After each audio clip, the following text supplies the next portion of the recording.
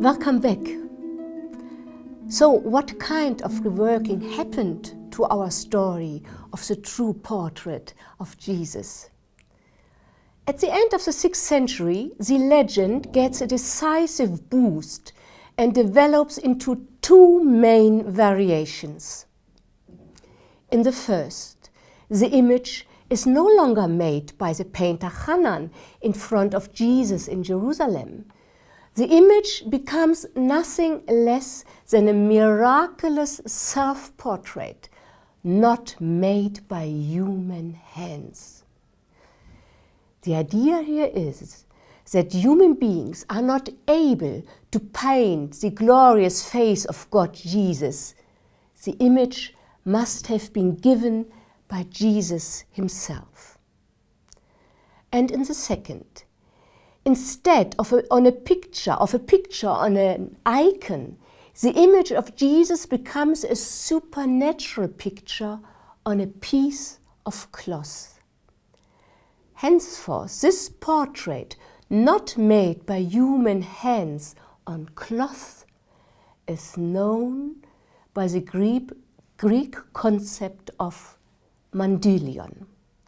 Once again, it is a Syriac apocryphal text, this one from the end of the 6th century, which records a variation of the story about the portrait of the Mandylion. Let's hear the ancient text itself. Abgar called skilled painters, and he ordered them to go along with his messengers to Jerusalem, depict and bring back in a picture the face of our Lord, as if the king encountered Christ personally. The painters arrived in Jerusalem, but they were not able to paint the image of the Lord's adorable human features.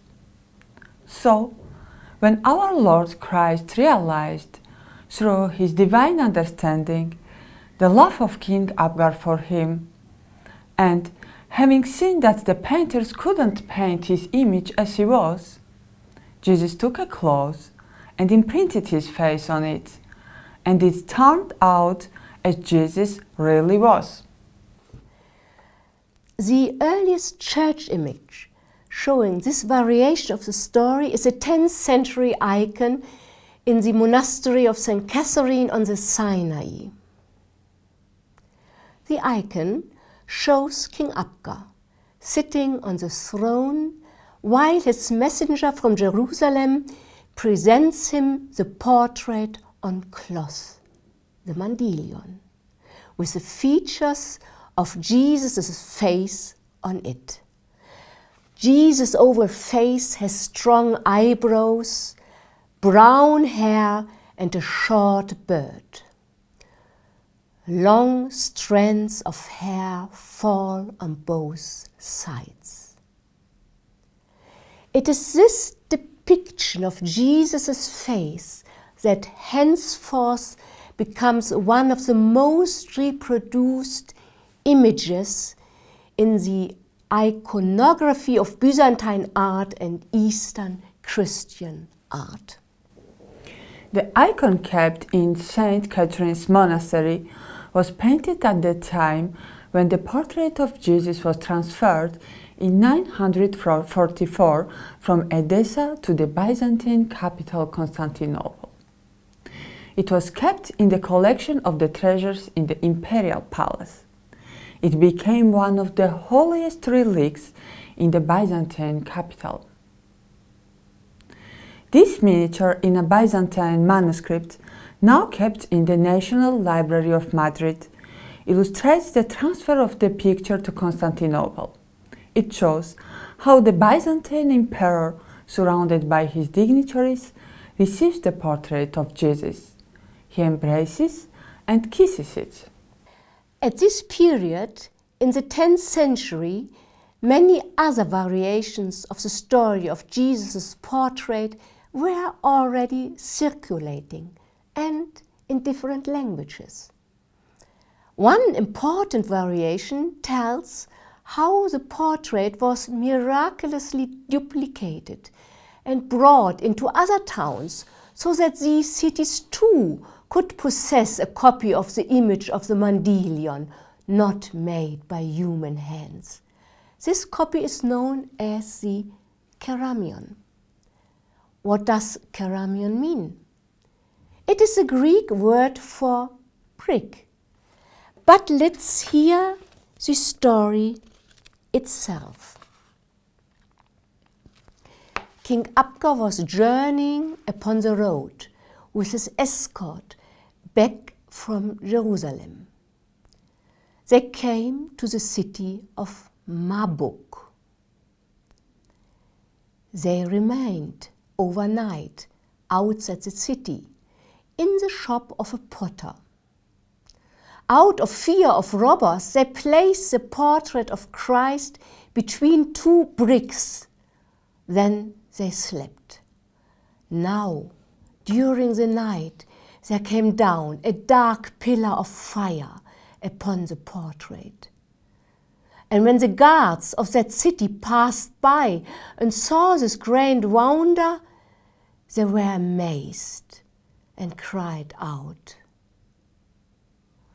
Then they detected that the identical copy of the portrait was fixed firmly two on one brick.